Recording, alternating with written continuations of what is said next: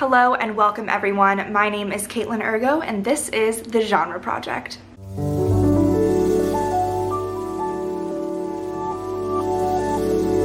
If you missed the first installment, I did a deep dive into the dystopian genre and I took a stab at writing something myself, so if you'd like to check out that video, it will be linked up here as well as down below. For the month of February, I thought there is no better genre to explore than romance. I'm actually really interested in this genre. I love to read romance. I think it's fascinating how multifaceted this genre really is. Also, this may be controversial, but I love Valentine's Day. It's one of my absolute favorite holidays. It always has been. It started with the fact that I loved getting candy in class and making those little mailboxes for the Valentines for your classmates. Now I think any holiday that celebrates love is one that I am going to enjoy. So I am really excited about exploring this genre this month. If you're not already, then go ahead and subscribe to this channel as well as hit the notification bell so you do not miss part 2 of this series where I take a stab at writing something in the romance genre myself. Without further ado, let's dive into romance. I would be amiss to not start with some kind of a brief history on how this genre came about, but it's a little hard to categorize because romance has always existed since the beginning of time, and so we are of course going to have tons and tons of works within this genre. I think a safe place to start, of course, is with Shakespeare. His romantic plays as well as his sonnets and all of that is kind of the beginning of the popularization of romance. And I think the next logical place to look is Gothic fiction. When we think of Gothic fiction, we think of Jane Eyre and Rebecca and those romance stories that are set in that particular time and explore some more darker themes but still have those elements of romance. That is what popularized this genre. An article titled A Brief History of Romance Novels by Amanda Pagan states, early romance novels featured heterosexual white female protagonists either defying social conventions or overcoming personal struggles in pursuit of their own happiness. The heroines of these novels eventually found the loves of their lives and ended the novels secure and happy. Any development of a romantic relationship between two or more people, as well as an ending that was emotionally satisfying, became the 2 core guidelines that romance novels follow to this day. That to me rings so true because when I think of a classic romance novel, classic being any kind of standard novel where the main focus is romance and a romantic relationship, I think of 2 people and their journey to get together or whatever that may look like, and then a nice happy ending where all the loose ends are tied up with a nice little bow. That to me is the formula that romance follows, and there's a reason that that formula is so tried and true because it works and it delivers results, and anyone who picks up a standard romance novel knows exactly what they're getting themselves into. Of course, with time, romance has become more of an overarching umbrella, and underneath it fall tons and tons of different subgenres of romance. Those subgenres can include young adult, new adult, which I still think is kind of an emerging category, one that's not as established but still prevalent. You've got regular adult, historical fiction, harlequin, classic. There's all these different subgenres that still kind of fit under that one main umbrella of romance. Next, let's talk about the social perception of the romance genre. One major thing to take note of is the lack of popular queer love stories that exist. I say popular because queer love stories and queer novels have always existed, but you're not going to find them as often on the New York Times bestseller list as you would for a heteronormative novel. That same article by Amanda Pagan states, in 1970, Gordon Merrick published the first best-selling gay romance, The Lord Won't Mind, and in 1983, Gaywick by Vincent Verga became the first published gay Gothic romance. Queer romance novels have always existed, but they were overshadowed by the success and demand of heteronormative narratives. As society works to become more and more accepting of all different sexualities, hopefully we'll see kind of more of a rise of these stories being popularized, even though modern romance has grown exponentially and expanded to include protagonists of different genders, races, ethnicities, and sexualities. It is still primarily a genre that is written written by women, for women, and about women. And because of this, it is definitely looked down upon. The social perception is not as valued as you would find in other genres. Even though this genre may be one of the largest to exist within literature, it is oftentimes looked down upon because of the content of what's being written. Next, let's talk about tropes. According to Masterclass, a trope in literary terms is a plot device or character attribute that is used so commonly within the genre that it's seen as conventional or commonplace. The example that they used is a trope in superhero stories is a villain wanting world domination. In this article, they outlined the 9 most common tropes within the romance genre, and I was reading through this list, cracking up laughing, because all of them are so true and so prevalent within this genre. I should stop really quick and give you guys a big disclaimer, because this is something that I feel very strongly about, and that is I will not tolerate any kind of trope shaming. I see this all the time on social media and TikTok, where people will absolutely roast each other for the specific tropes that they like to read.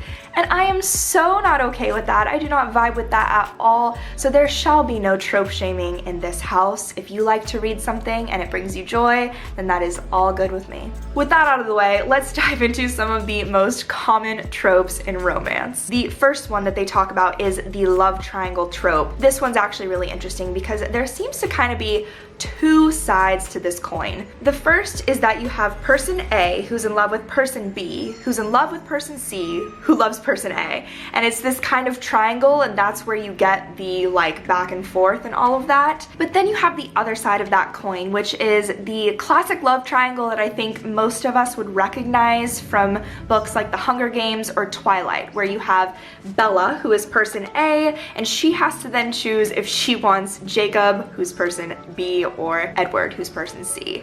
And that to me is more of a love arrow because Jacob and Edward are definitely not going to be getting together, so we kind of lose that bottom part of the triangle, but this is absolutely the most popular that you will find in modern books. It's this kind of format, though, that has brought upon shippers and people who will go to their graves saying that Bella should have been with Jacob, and it's this whole thing. I myself have a few ships that I will absolutely go down with to the end of time, but that's a different story for a different day. The second trope, which you see all the time on the Hallmark Channel at Christmas time, which is the secret billionaire or the secret prince or secret princess, where they leave behind their lavish royal lifestyle to go be in everyday society, and then they meet someone, and then that someone finds out, oh my god, they were a prince this whole time. Prince and Me starring Julia Stiles. What else? That Vanessa Hudgens movie. All of these fall under that category, and it is of course a tried and true trope. The next trope is Kiara's favorite, and that is friends to lovers. This is probably one of my least favorite tropes, to be honest. It's just as it sounds, where you've got childhood friends or people who are really good friends, and then they realize that, wow, maybe this is something more, and they move into that lovers category. I don't know why I'm not the biggest fan of this trope. I think every time I read it, I'm just like, where's the flavor, you know? Like, where's the spice? But I definitely see why it is one of the most popular ones, because it's something familiar, and I think it's something that a lot of people can relate to, as opposed to the secret billionaire. Not all of us are meeting secret billionaires every single day, but a lot of us may have friends who we could see something more with. The next trope is another classic, and it's the stuck together trope, where you see people who are stuck in a room together for an extended amount of time, or to me, the whole 2 people, 1 bed trope kind of fits into this thing where it's like, oh, we have no other option, you know? Which is always a fun trope to read, and I think it's interesting to see how many different ways that this one can play out. Next, we have my ultimate favorite trope of all time, and that is enemies to lovers.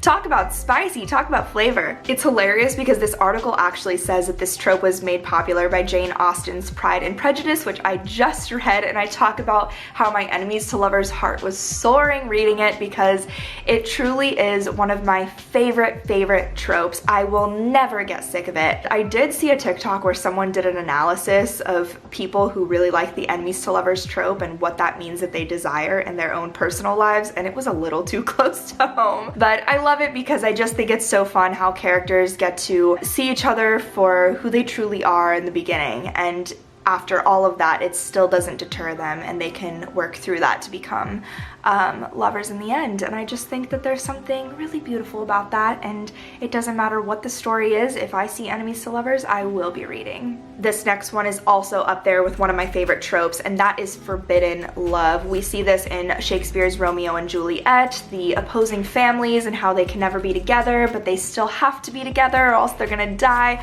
which they do die in the end. But I think this trope is really interesting and fun, and I think there's so many ways that it can play out. We of course see this in Twilight, we of course see this in The Notebook. It is just such a classic trope. I never read a forbidden love trope and kind of think, ugh, you know, I'm sick of this. I really truly think it's one that can be reinvented so many times and done in so many different ways, and it's always kind of interesting to read. The next trope that they talk about is the second chance trope. This one I don't think is as commonplace as some of the others, but is just as interesting. Masterclass defines this trope as where a character misses their first chance at love and is kind of catapulted into their second chance, and I think that's interesting. I think there's definitely beauty in this trope. I just haven't read too many stories where this is a really prevalent theme. The next trope is the soulmates trope. This one is really interesting, and it's funny because if you guys have been on TikTok for a while, then you might have seen this actually play out on there. There were a lot of videos where it was a POV type video and you had the main person who was looking for their soulmate. When they closed their eyes, they could see what their soulmate was seeing, or they had a timer that was counting down to the minute that they would meet their soulmate. I think stories like that are interesting and really fascinating, and I love how TikTok kind of took this trope and ran with it, maybe without actually knowing what they were doing, but it played out so cool, and I loved seeing all those stories and the creativity that comes with that. This to me is also just one of those tropes that's been around since the beginning of time.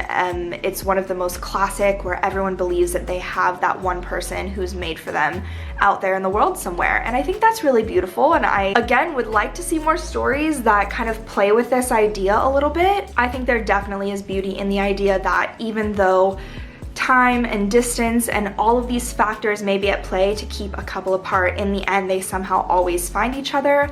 I love that idea, and I do love this trope, and I think after this video I may explore something like that and see where that takes me. And the last common trope that Masterclass talks about is the fake relationship trope, and I will say this one is definitely at the bottom of my list in terms of favorites. We've seen this play out many a time, and I think my issue with this trope is that I just don't see a ton of variety. There's really not a lot of ways that you can recreate this trope and recreate this story and have it play out differently. It's always got the people who start out in a fake relationship for whatever reason, and then they end up actually falling in love.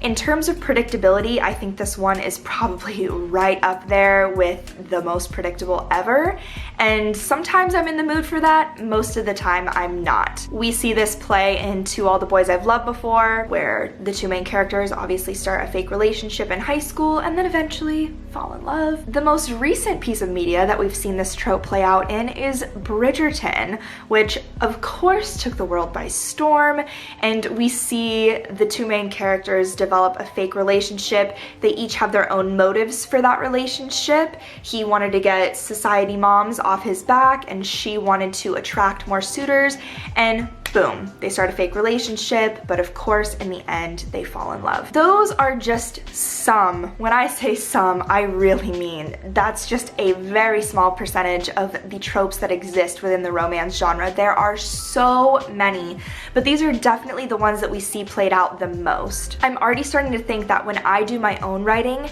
I would love to pick one of these tropes and put my own spin on it, and maybe see if I can create a story where you think it's going one way, but then it shifts at the very end. I don't know. I want to make sure that the story that I write is absolutely fluffy and lovey and wonderful, but I don't know, it would be really interesting to put a little twist on one of these tropes. So that is the very brief little dive into the history and some of the really common themes that you find within the romance genre.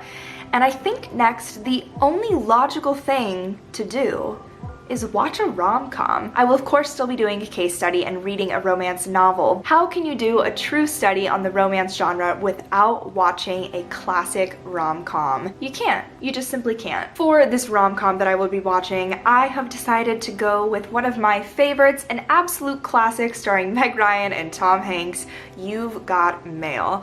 I think there's something to be said about the 90s rom-coms that just hit different for some reason. I love them. So I am going to be watching this movie and kind of taking you guys along on some of my thoughts, and then I will of course be diving into my case study. I think it's time to go watch a movie. Alright everyone, I have You've Got Mail queued up right now on the TV.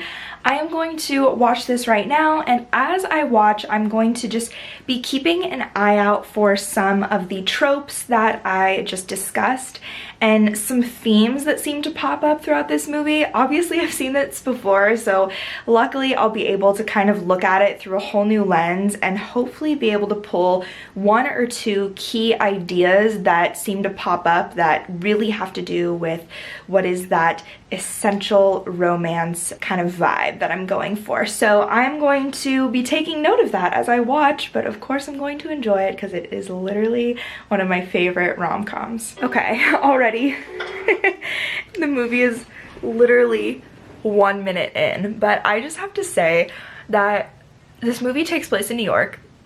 I lived in New York for the past year.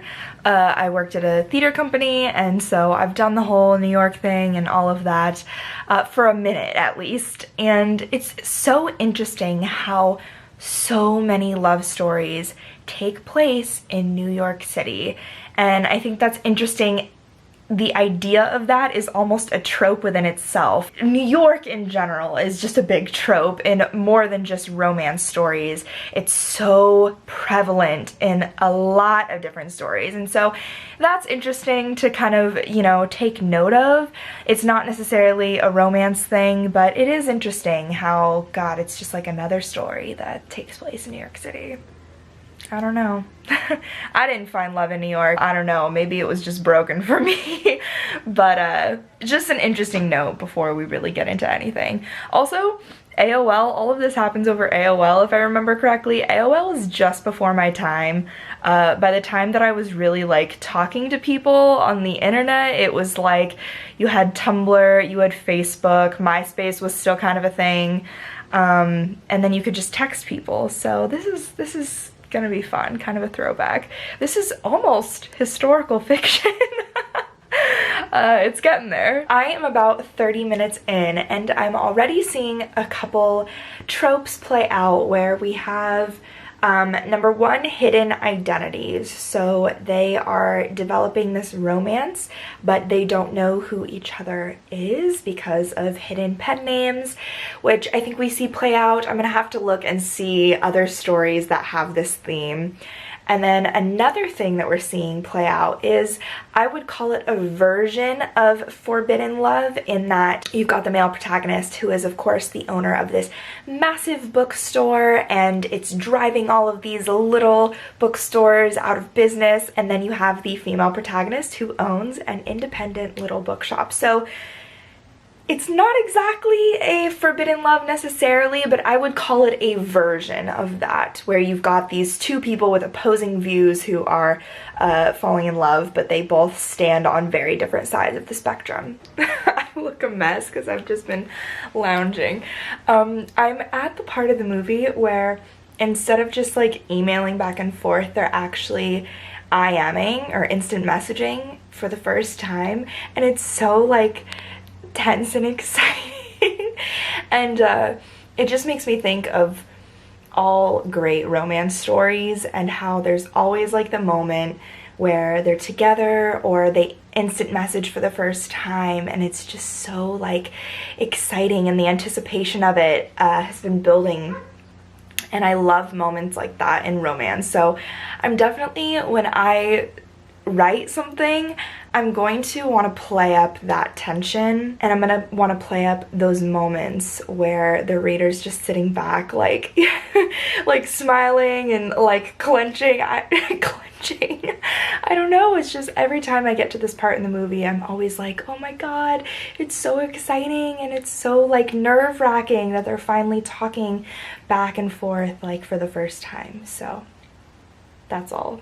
This movie is so interesting because not only does it have this friends to lovers aspect in that when they're online talking to each other, they are without a doubt friends, and when they are together in person, they are without a doubt enemies, and we all know how I feel about a good enemies to lovers. So I think this is really interesting. This is touching on a ton more tropes than I initially thought, but once you start looking for them and you kind of start to keep an eye out for the specific themes, they start popping up everywhere. So a little bit of both friends and enemies to lovers. Gotta love it. So good. This movie is just so good. I cannot believe how many themes and tropes I saw playing out now that I start to look for them. Overall, so great. 10 out of 10. One of my favorite movies. We love Meg Ryan. We love Tom Hanks. And something else that I really loved was just the build up to it. I think that's gonna be half the battle when I start writing, is just making sure that my story has the right pacing, and I want to be able to keep readers completely hooked and completely invested in the love story.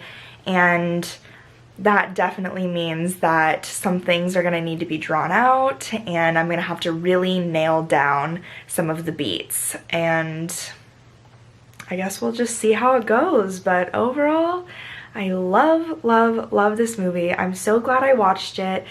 It's one of those just true rom-coms. This movie just made me especially excited for the case study, and for that I will be reading Waiting for Tom Hanks by Kerry Winfrey. So I guess let's get into the case study. Alright, today is the day that I am going to go ahead and read Waiting for Tom Hanks by Kerry Winfrey. So I am going to get started and I will pop in when I have any relevant thoughts. But just like watching the movie, I am going to keep an eye out for any themes or tropes that I see playing out. But overall, I'm really excited for this book. Kiara recommended it to me, so I know it's gotta be good. I'm gonna read. Okay, I'm only on page 22. I'm reading on my phone. I actually use the Libby app, and I'm a huge fan of it. I have gotten my library card from Los Angeles Public Library, and I just entered my library card number into the app, and then I'm able to borrow any books and request holds for other popular books, and it's all free. So I'm really enjoying it. But I just had to share this line with you because it's hilarious. The main character, whose name is Annie, says, "Where's the intrigue, the mystery, the part where we're secretly pen pals but also own rival businesses?" And that is a little Easter egg moment from the movie You've Got Mail. So that was really fun to read, and I'm glad that I watched a classic Tom Hanks rom-com before reading this book, because I think there's going to be a lot of moments like this throughout that. I'm only a couple more pages in from where I last updated you guys, but there is a sentence here that I thought was really on the nose, and it says, "He's known for not taking anything seriously, and the last thing this all too rare studio rom-com needs is some jerk who probably thinks the entire genre is formulaic and beneath him." Formulaic. That is exactly what I said a couple days ago when I filmed the research portion, because I do think that romance has a formula that is often, you know, ABC, and that's just kind of how it is. So, you know, maybe I'm more like the guy in this than the girl, but I guess we're gonna find out. Okay, I am just a little further into the book, and my initial thoughts are that it is pretty predictable so far.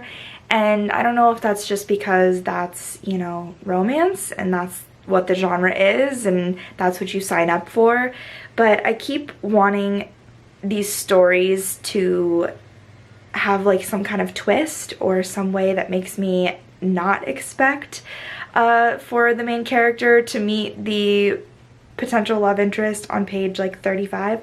I don't know. I'm still trying to like work through all that and work through what my like personal thoughts and feelings are on the genre as I read this, but as of right now, it's a little predictable. Don't know if I love it, but you know, we're working through that. Hello and good morning. I actually ended up completely finishing the book last night before bed. I stayed up till like 1 a.m. to finish it. I just didn't want to put it down. It was quite good and I wanted to see where it went. So I ended up finishing it last night, which means I didn't pick up my camera as often, but I am going to tell you just a couple of my like main ideas that I had keep popping in my head as I was reading. So the one major thing that I noticed about this book is that it was like romance overload. Not overload in a bad way, just the whole point of the story is talking about rom-coms and what they mean to other people. And I thought that was really interesting. So there were a lot of moments where the genre itself was called out. Yes, they were talking about movies, but I think the romance genre is kind of all inclusive of that. So I thought that was really interesting, where there would be moments where they are talking about the genre and they have that conversation, and that's exactly what I'm here doing. So that was really interesting. Little tiny moments where she would be like, maybe this is my own enemies to lovers story, and you know, it's so interesting, almost meta, to be calling out the own tropes that you're experiencing in your life as the main character does. So I just loved moments like that. There were some little points where I was surprised. I obviously knew after page like 10 where the story was going and exactly who she would end up with and all of that. And the whole mystery and the whole excitement is the journey to how they get from that first meeting where you sit back and you know that's the guy that she's going to end up with, and how you get to the very end where there's inevitably some big declaration of love and all of that, which there was. But I do think it's interesting because the author was playing with tropes so much throughout the book and playing with the idea of romance as a genre, and she called it out for what it was. They were able to really kind of twist those moments in the end. So there was going to be a big dramatic moment where the main character like goes to her love interest's hotel, but then he already left for the airport. So they go to the airport and they try and buy a ticket, but his plane already left. So they get a ticket and they go and fly to New York to see him. So it was like, it just kept building and building and building until you had that last moment where they were together and they finally said I love you and all of. Again, very meta, how the main character is really aware that the actions that she's doing would be just like in a rom-com movie or a romance novel. It's all very cliche, but it calls out its own cliche, which I thought was interesting because the last clip that you saw of me, I was kind of already starting to complain about how predictable the book was going to be. And little moments like that really stopped and made me like step back and be like, whoa, maybe I don't know what's going on, or I do, but you're making me think about it in a different way. And I love that she did that. So I really enjoyed the book. I thought it was great. I am getting way more excited to write my own story because if anything, this book showed me that, you know, it's okay to break the rules a little bit. It's okay to call out the tropes of a genre within the book itself. I think that's neat and refreshing. So I'm excited to get writing. I guess I will give you guys my final thoughts and then go from there. Alright everyone, let's talk about my final thoughts on the romance genre. Overall, this genre is up there with some of my favorites. It's definitely not at the top of my list, but I've read my fair share of romance in the past and I will absolutely continue to because it's just fun, you know? It's fun and I love love, and that's that. However, I have to say that as I've done a lot of research on the social perception of the genre, it's incredibly disappointing to find that it's often discredited because it's primarily written by women, for women, and about women. That's just a sad fact, and I hate that this genre is perceived that way. Some of my criticisms of the genre, and I say criticisms, but I definitely mean that in the lightest way possible because I am not making some kind of scholarly discovery here. I am really just talking about my thoughts and feelings and what I personally like and dislike about this genre. And some of my criticisms are that it is often predictable and it is often unrealistic. In terms of predictability, I think that's actually one of its selling points for a lot of people. Sometimes you just need to pick up a book and know that on page 10, the main character has found the person that they're gonna end up with, and you're just kind of reading the journey of how they get from beginning to end. And I understand that that definitely brings comfort. I oftentimes like to go for books that make me question or think a little bit more, but I absolutely respect that romance does have that element of safeness and security and predictability, and I love that, you know? Romance isn't trying to be something that it's not. Romance isn't trying to be some groundbreaking fantasy novel. It is just telling stories of love, and I like the simplicity in that. In terms of the unrealistic nature, I think that just kind of comes with the territory as well. The characters tend not to be as flawed as you would find in classic literary fiction, but again, that's just the nature of the genre. It's fun to read about an everyday woman falling in love with a prince and she doesn't know it's a prince, and it's fun. That's what it is. It's happy, it's exciting. The formula exists because it works, and tropes exist because people continue to read them and they love them, and I'm included in that. I said earlier that I would read anything enemies to lovers because I love the trope and I love seeing it played out. I really do think it is a shame that this genre isn't perceived as highly as others, and it's almost automatically looked down upon because it's something that's enjoyed by women, and that is just the tragedy of our society and our world at the moment, and hopefully one day that can change. I firmly believe that a good book is a good book, and that is that. It doesn't matter who wrote it, it doesn't matter what the content. If it's a good book, that is all that matters. I would love to know what some of your favorite romance books are. Leave them in the comments and I will absolutely check them out or put them on my list if I haven't yet read them. I have been thinking non-stop this past week about what kind of romance story I'm going to write, and I think I've decided on writing my very first novella. I have not attempted one of these before, so that should be interesting. It's just condensed storytelling, and I think that means that my beats and everything that I write is gonna have to really pack a punch because I just don't have as much room to tell the story. So that should be interesting, and I have a few ideas floating around, but I think I want to take one of these tropes that I just discussed and put my own spin on it somehow. I'm still thinking about it, but all of this will be up in part 2 of this series, so go ahead and subscribe and hit that bell so you do not miss it. If you enjoyed this video, then go ahead and give it a thumbs up and let me know what your thoughts on the romance genre are. What's your social perception of it? Do you love it? Do you hate it? What are some of your criticisms? I want to know everything. As always, thank you guys so much for watching. I hope you have a fantastic day. Now go write something. Also, hi, I'm doing a live write-in on Friday, February 13th, and I will probably be working on my romance project. So if you would like to pop in and get some writing done with me and maybe hear some little updates on how that's going before the video is out, then you may want to pop in for that. Okay, that's all.